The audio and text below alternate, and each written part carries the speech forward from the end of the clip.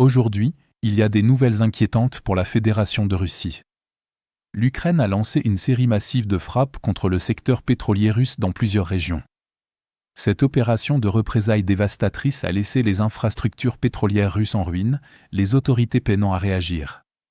Lors de la frappe de drones ukrainienne la plus importante, la station de pompage pétrolier de Kalekino, près d'Almetievsk, a été touchée, provoquant un incendie qui a duré plusieurs jours. Suite à cette attaque, la capacité d'acheminement a été réduite d'environ 250 000 barils par jour, soit 33%, plusieurs réservoirs ayant été endommagés et mis hors service. Cette station de pompage est un nœud clé et un élément essentiel de l'infrastructure d'exportation de pétrole brut de la Russie, car elle permet l'exportation vers l'Europe via l'oléoduc Drojba, tout en étant stratégiquement importante pour le commerce maritime du pétrole russe, alimentant les ports de la mer Noire de Novorossiysk et Tuapse, gérant au total environ 24% des exportations de brut russes.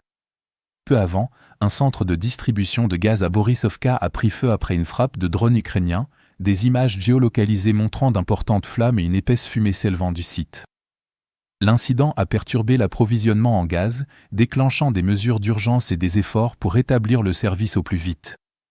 Des images géolocalisées montrent la précédente frappe ukrainienne avec des drones FP de longue portée contre un dépôt de carburant à Louhansk, sous contrôle russe, provoquant un important incendie sur place.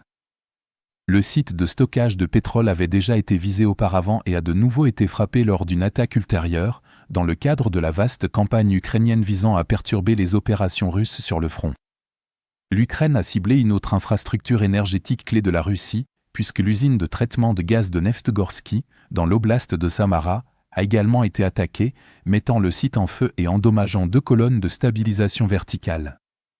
Leur détérioration peut interrompre le cycle de production, car elles sont essentielles pour éliminer les fractions légères du pétrole brut et le préparer au transport. Des drones opérés par l'unité Alpha ukrainienne ont frappé le dépôt pétrolier de Velikolukskaya, dans l'oblast de Pskov, lors d'une autre attaque, élargissant la campagne de représailles en visant également les installations de stockage. Ce dépôt régional clé, situé à près de 500 km de la frontière, a subi 4 impacts directs malgré la protection par des filets anti-drones. Des drones ukrainiens ont également frappé la raffinerie de pétrole d'Ilski, dans la région de Krasnodar, pour perturber la première étape du traitement du pétrole brut, provoquant des incendies dans les réservoirs de carburant et les infrastructures techniques, et infligeant des dégâts importants à sa capacité annuelle de traitement d'environ 6,6 millions de tonnes. Une alerte aérienne a été déclenchée à Sotchi suite à des rapports d'explosion, alors qu'environ 200 drones ukrainiens étaient lancés vers la Crimée occupée par la Russie et la région de Krasnodar. De telles frappes de saturation amplifient l'impact en surchargeant la défense aérienne russe et permettent de mener des frappes répétées. Cette tactique vise à maintenir les infrastructures énergétiques critiques hors service, avec de nouvelles attaques suivant les réparations russes, perturbant ainsi les flux de revenus russes sur de longues périodes. Dans le village de Volna, un réservoir de stockage de carburant, des entrepôts et des infrastructures terminales ont été endommagés. Les forces des systèmes sans pilote ukrainiennes ont confirmé une frappe sur le terminal d'exportation pétrolier Tamaneftgaz, détruisant un atelier utilisé pour la production et le conditionnement d'huile spécialisée, réaffecté à un usage militaire. L'Ukraine a frappé la raffinerie Likhoal-Dukhta, dans la République des Komi, à l'aide de drones Lyuti, suivis de frappes réussies sur les raffineries de pétrole de Volgograd, Sloviansk-sur-Kuban, Ryazan, Yaroslav, Kazan et Samara. Des frappes successives ont touché à plusieurs reprises le port de Novorossiysk, tandis que des dépôts pétroliers à Saratov, Penza, Volgograd, Stary Oskol et Ousmane ont également été visés.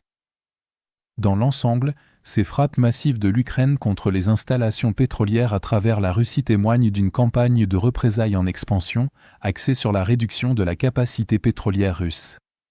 Rien qu'en 2026, des dizaines de dépôts ont été visés, tandis que 4 raffineries ont été touchées, mettant hors service 15% de la capacité totale de raffinage de la Russie.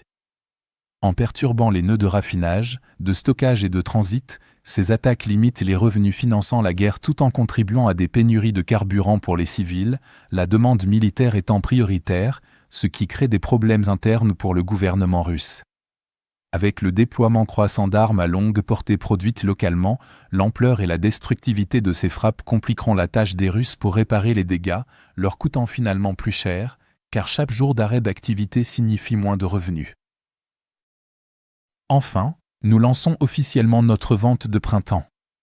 À partir de seulement $4,99, vous aurez accès aux images de combats non censurées que nous utilisons dans chacun de nos rapports, ainsi qu'à toutes les analyses d'événements majeurs qui vont bien au-delà de ce que nous pouvons inclure dans nos courtes vidéos quotidiennes.